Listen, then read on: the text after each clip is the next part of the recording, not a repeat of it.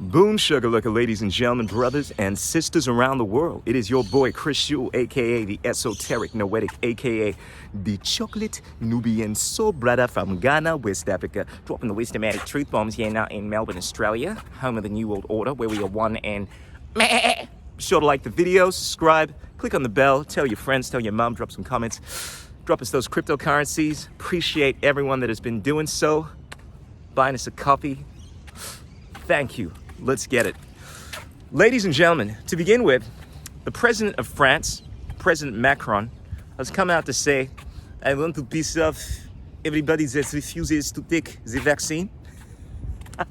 And I love this because typically presidents, politicians, they're very diplomatic and they say beautiful things that sound ambivalent and sweet, but they usually do horrible things behind your back. But Macron, no. He's just come out in classic French order to say what he actually means.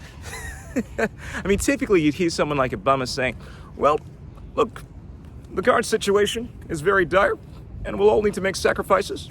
And those that are not willing to play ball and do what they need to do in the interests of the society will have to bear some difficulties.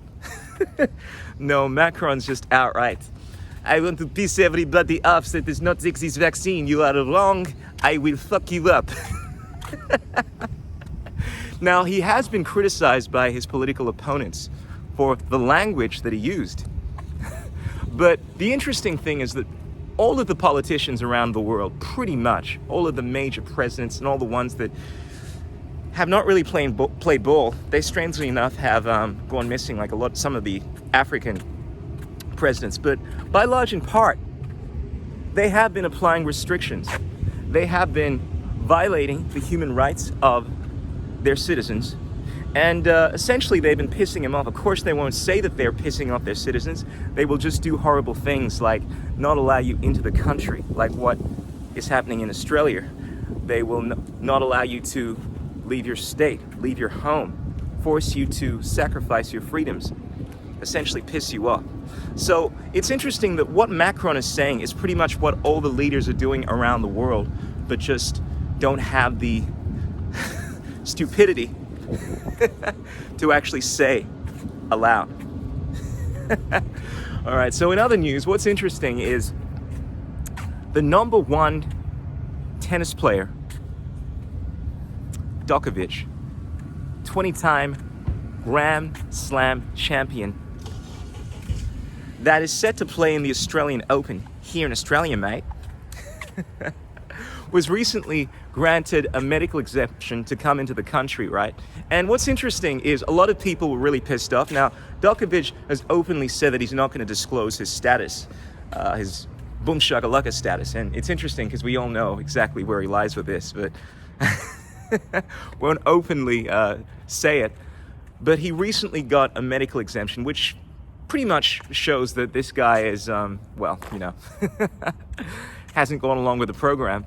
And a lot of people, just reading some comments, were really pissed off about this. There seems to be this crab in the barrel mentality where people are angry at Djokovic because he somehow managed to defeat the system, so to speak, and play in Australia, get into the country, when we really should be celebrating this kind of stuff. I mean, this is a victory for people that are willing to stand against the tyranny, stand against these mandates, and still find a way to win, to live their lives. It shows it can be done. And I, for one, I get excited when I see this kind of stuff. Anytime I see someone overcoming adversity, overcoming these mandates, I get excited. And this is what people should be feeling. Not getting pissed off. Oh, I hate Djokovic. He gets double standards. Just because he's rich and powerful, he gets to get this medical exemption. I hate that. No, you should be directing your anger towards the government, towards the politicians that are applying these mandates, not towards people that find a way to get out of these ridiculous restrictions. But what's interesting is Djokovic almost didn't have his clearance granted. Just the other day, he arrived in Australia and apparently had some issues with his visa. His team had sent in the wrong visa application, and he was taken out into a room at the Australian airport, asked questions. Apparently they had issues with his medical exemption. Now, people have assumed that he's achieved a medical exemption dealing with perhaps catching COVID and getting a 6-month exemption, but we don't know. This is what some people have speculated. But what's interesting to note is that you can actually get into the country, ladies and gentlemen. Now, many people have not been able to get into Australia. At the moment, in case you're not aware, you literally cannot get into this country, even if you're a celebrity, unless, of course, you've gotten the boom shakalaka or you have some kind of medical exemption. And it is very tricky, particularly in Australia, to get a medical exemption. However, it is possible.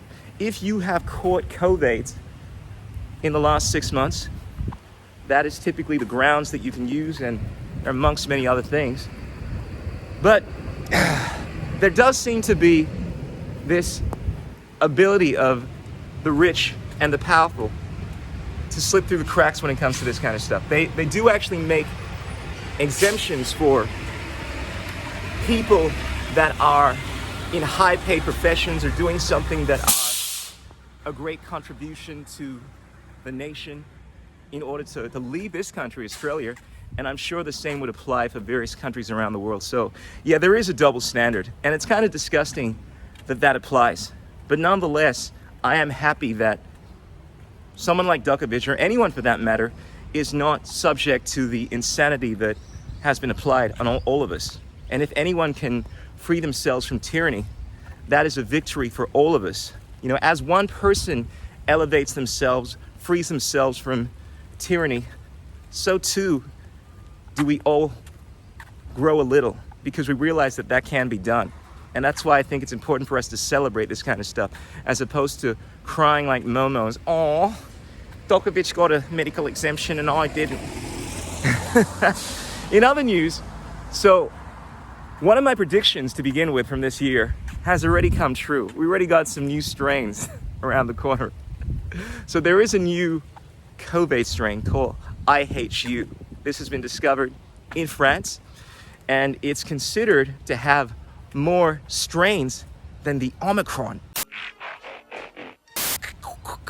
46 different strains from what I understand.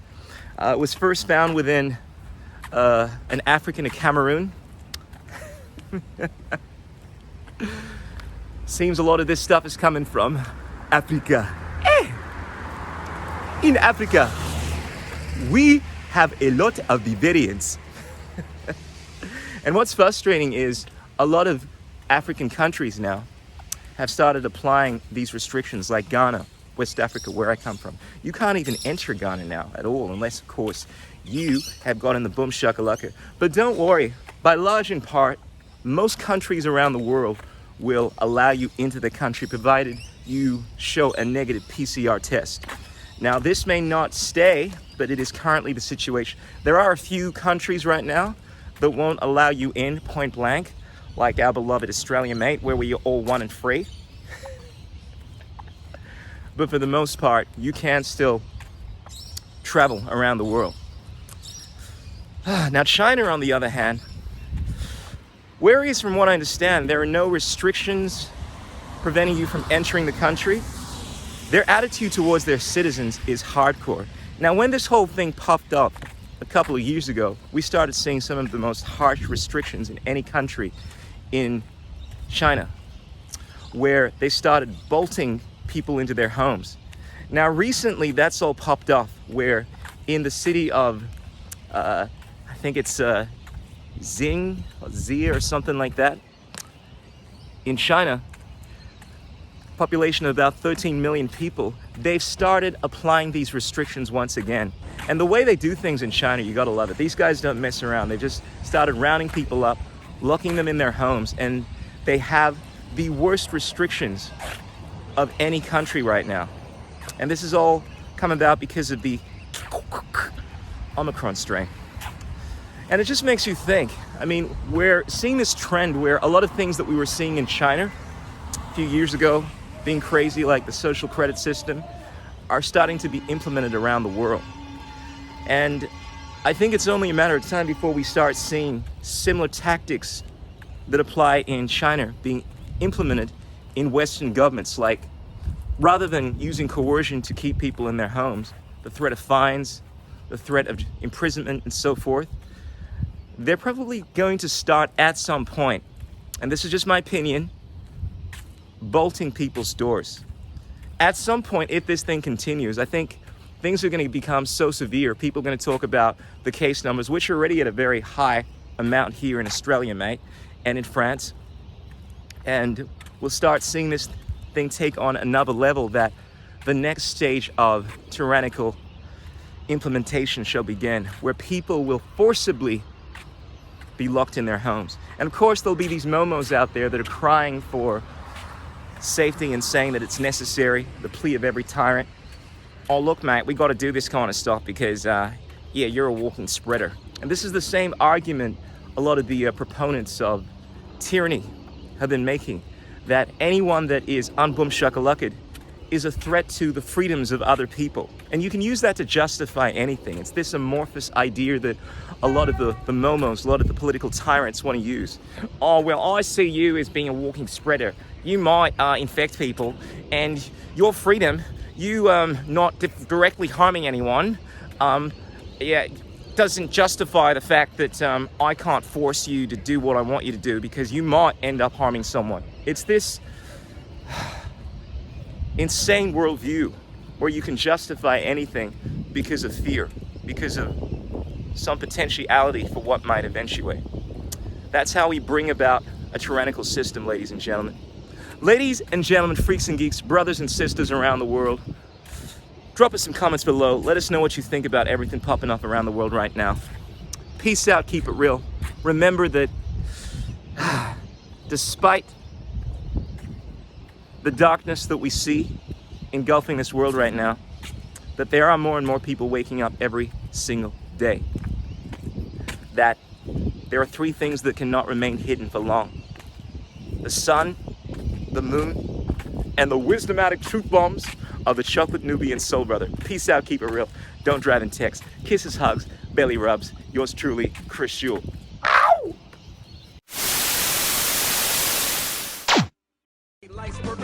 What is liberty? What the? Who says you can't build muscle on a vegan diet? What's it like being a hottie in the vegan community? There are no political solutions, only technological ones. The economics of the system don't allow multiple competing systems to survive. Engineering, technology, these arts of humanity, they are magic.